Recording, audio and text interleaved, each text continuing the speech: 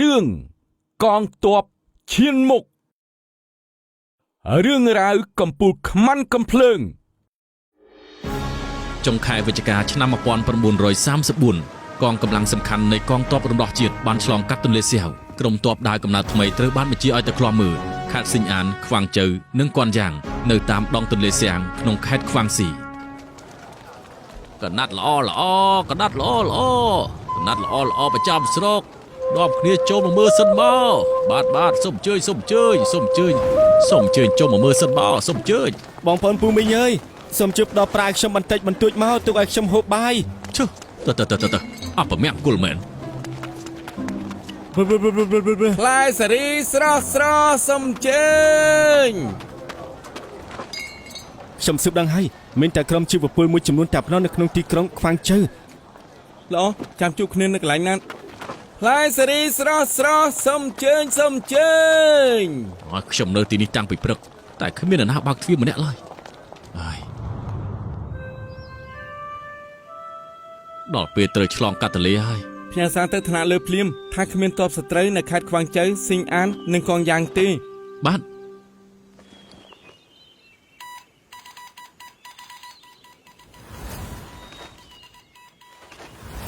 លោកគ្រូពួកយើងដើររាល់ថ្ងៃចាំបាច់ជួយស្បែកជើងធ្វើទៅលោកគ្រូស្រឡាញ់ស្បែកជើងមកគូនឹងមែនទេជាទម្លាប់ទៅហើយណាកាលដែលខ្ញុំធ្វើជាគ្រូនៅហងភូខ្ញុំធ្លាប់សើម្នាក់ថាដើម្បីធ្វើជាទាហានល្អម្នាក់ត្រូវតែស្លៀកពាក់ឲ្យបានរៀបរយដើម្បីបង្ហាញភាពរបស់ទាហានឲ្យកាន់តែប្រសើរឡើងអ្នកខ្លះបានតែល្អសម្បកក្រៅទេបានតែនិយាយច្រើនបាញ់ចាញ់គុណក្មេងទៀតហ៎លបងពូកែបាញ់ចាំភ្លើងខ្ញុំព្រៀបមិនបានទេជុនសងស្បែកជើងឯលោប៉ុណ្ណាក៏មិនអាចសម្រាប់ស្ត្រូវបានដែរហើយដែលកពុជើងមិនសាលបងបាញ់ចម្ងាយស្មើមួយទៅលបងកើបងគួរថាគាត់ថាលោកគ្រូណែពួកជើងសុទ្ធតែជាសមាមិត្តបដិបត្តិដូចគ្នាសមាមិត្តពួកអតីតទ័ពគូមិញតាំងមិនសាសមជើងហៅថាសមាមិត្តទេឯមួយស្អីមិនពេញចិត្តនឹងការប្រកួតទេយ៉ាងម៉េចមិនហ៊ានទេចាប់ប្រាប់មកពួកឯងកំពុងឆ្លោះគ្នារឿងអីអូគ្មានអីទេលោកឧត្តមសេនីយ៍បាញ់និយាយទេយើងមិនថ្លង់ឯណាយើងលឺគ្រប់យ៉ាងឯងនេះធំប៉ុណ្ណឹងហើយនៅធ្វើចរិតដូចក្មេងឯងកំពុងបំផ្លាញការរួបរวมទ័ពទៅវិញពិចារណាកំហុសបាទលោក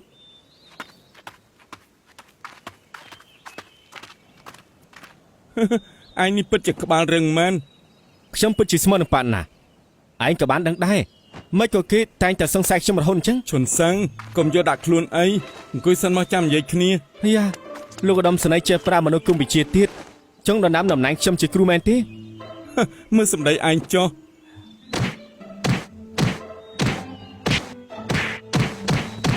តែមានរឿងអីទៅខ្ញុំធ្លាប់ឮលោកឧត្តមសេនីយ៍និយាយម្ដងថាមានរឿងមួយយ៉ាងដែលគាត់កំចាត់ចោលមិនបានមានបញ្ហាមែនទេហើយរឿងវាកើតឡើងមុនពេលគេចូលរួមក្រុមទ័ពរបស់យើងក្នុងអំឡុងពេលយុទ្ធនាការប្រឆាំងការឡោមព័ទ្ធទី3ក្រុមទ័ពខាងកៅអ៊ីមានកាតព្វកិច្ចទប់ស្កាត់ទ័ពសត្រូវដើម្បីផ្ដល់ពេលវេលាឲ្យទ័ពខ្លួនសម្រុកចូលបាននិងបំផ្លាញជំរំទ័ពរបស់សត្រូវឧត្តមសេនីយ៍ខាងយើងត្រូវបញ្ជាពួកដល់ណាទៀតថ្នាក់លើមិនទាន់មានបញ្ជាពួកយើងត្រូវបន្តដល់ទីបញ្ចប់លោកនាយពួកអាចោម៉ាស៊ីតយើងនឹងសម្លាប់ឯងកម្មាភិបាលបញ្ជាពីថ្នាក់លើឲ្យដកថយភ្លាមអាលាវថ្នាក់លើមានបញ្ជាឲ្យដកថយភ្លាមអើកើតោះយើងខ្ញុំមិនទៅទេខ្ញុំនឹងសងសឹកឲ្យអាដាមសេនីយ៍កៅប្រយ័ត្នលោកនាយខ្ញុំមិនអីទេលោកនាយឆាប់ងើបឡើងលោកនាយកីតោះទៅអត់ទេ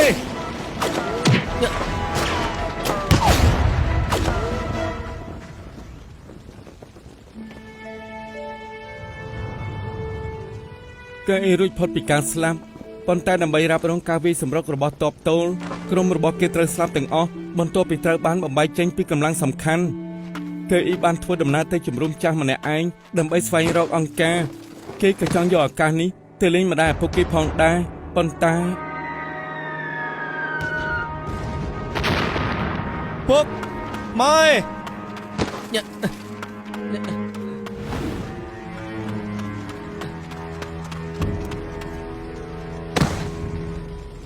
អត់ទេ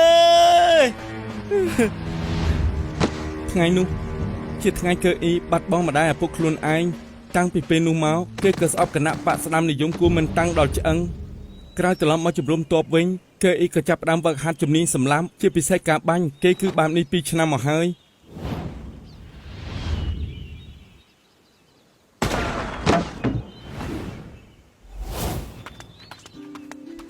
សាកើឯងនឹងហាត់ម្នាក់ឯងទៀតហើយ លោកឧត្តមស្នេហ៍លីន 2 ឆ្នាំមកនេះឯងពិតជារីកចម្រើនបានល្អណាស់ ប៉ុន្តែវាគួរឲ្យស្ដាយបើឯងនៅតែហាត់បែបនេះទៀតក្នុងសង្គ្រាមគ្មានប្រយោជន៍ទេណា ហេតុអីទៅ ឯងទៅចងឈើម្ដងទៀតទៅឲ្យឆាប់ឡើងទៅចងទៅ បាទ សាកបាញ់វាម្ដងទៀតទៅ ណាបាញ់វាត្រូវទៅ ឲ្យកំភ្លើងមកយើងអ្វីដែលធ្វើមិនបាននៅពេលនេះមិនមែនមានន័យថាធ្វើមិនបានរហូតទេចាំមើលណា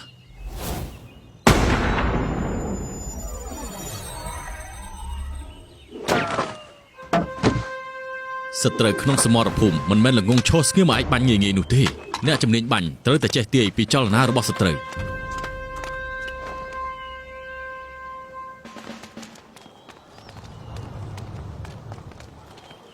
ទីចលនារបស់សត្រូវបាននេះថាម៉េចទៅ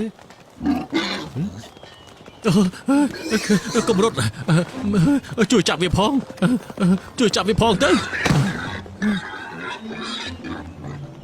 យើងមិនជឿថាចាប់បាយមិនបានទេ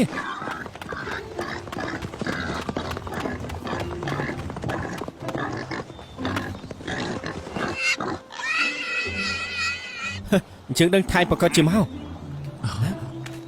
អរគុណហើយសមមិត្ត ទីពីចលនារបស់សត្រូវ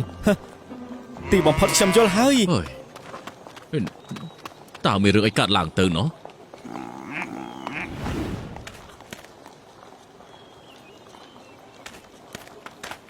លោកឧត្តមស្នេហ៍លីន ស៊ីជាងយើងឮថាឯងត្រូវបានស្នើឲ្យបង្កើតក្រុមសេនាធំឯករាជ្យ បាទតែខ្ញុំនៅបារម្ភដោយសារនៅខ្វះអ្នកបាញ់ចម្ងាយឬក៏ខ្វះលោកនាយអ្នកជំនាញបាញ់ បានហើយអាឡិតកុំមកបញ្ចូលយើងឲ្យសោះណា ចាំយើងណែនាំអ្នកបាញ់ឯងម្នាក់ទៀតណា ប៉ុន្មានណាណែណា បើឯងចង់ដឹងទៅព្រៃខាងកើតឥឡូវនេះភ្លាមទៅណា អាឡិតពីរនាក់នេះសុទ្ធតែចរិតដូចគ្នា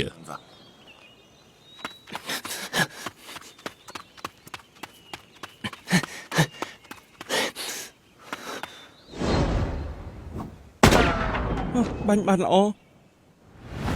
នៅមិនតន់ល្អទេ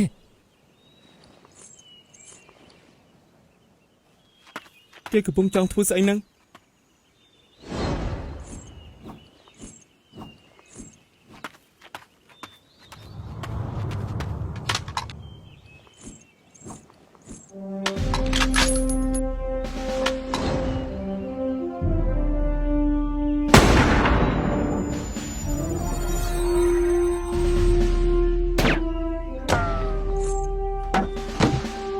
បាញ់បានល្អ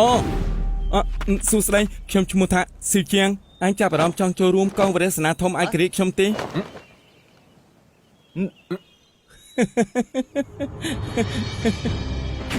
បន្ទាប់ពីចូលរួមកងវរៈសេនាធំឯករាជ្យគេអ៊ីបានប្រយុទ្ធដោយភាពក្លាហានក្រោយធ្វើសង្គ្រាមជាច្រើនលើកមកមិនថាធំឬតូចគេកាន់តែខ្លាំងជាងមុនខ្លាចជាអ្នកបាញ់ដោយជំនាញម្នាក់ប្រចាំក្រុមយើងឥឡូវឯងដឹងថាហេតុអីបានជាគេរករឿងឯងក្នុងខួរក្បាលគេពោពេញទៅដោយការសងសឹកផ្ដួលរំលំគណៈបកគួរមិនតាំងគេមិនលើកលែងឲ្យទ័ពនោះទេ អញ្ចឹងតើបានជាគេប្រឆាំងនឹងខ្ញុំដោយសារតែខ្ញុំធ្លាប់នៅប៉ាក់នោះ អញ្ចឹងហើយឈុនសឹងកុំប្រកាន់នឹងពាក្យសម្ដីគេពេកអី កំរំអីខ្ញុំចាំពីដែរនេះជាអត់ទៅហើយគិតយូរទៅខ្ញុំកាត់សរសើរនឹងគេណា រីកាគណៈកម្មការតបបានបញ្ជាថាឲ្យពួកយើងចាប់ដៃជាមួយនឹងក្រុមវិស្វករដើម្បីសាងសង់ស្ពានបណ្ដែតទឹកទៅទន្លេសាប ល្អឆាប់ប្រមូលទ័ពយើងចេញដំណើរភ្លាម ទទួលបញ្ជាបាទលោកប្រធានសូមគុំអារម្មណ៍ បញ្ជាគ្រប់អង្គភាពទាំងអស់ក្នុងខេត្តហ៊ូណានកនស៊ីនិងកនដុងជាបន្ទាន់ឲ្យទៅប្រមូលផ្ដុំគ្នានៅជុំវិញខេត្តអានស៊ីខ្វាងជើនិងកនយ៉ាងអ្នកណាបង្អង់យូរឬខ្លាចនឹងត្រូវផ្ដន្ទាទោសតាមច្បាប់យោធាការប្រយុទ្ធនេះត្រូវតែកំទេចកងទ័ពរបស់ភៀកខាងកើតនៃទន្លេសៀងឲ្យបាន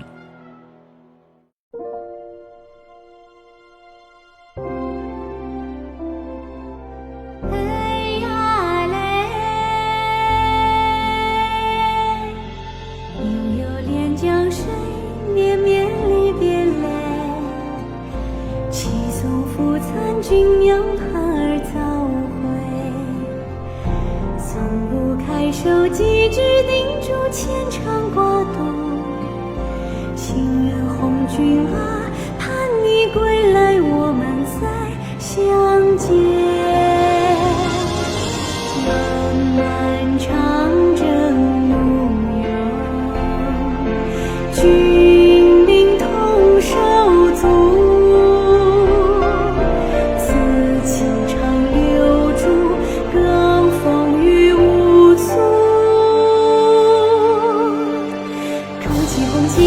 土地脱胎换骨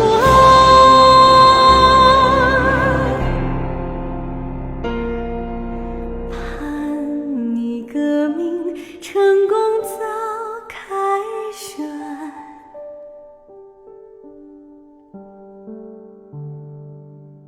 情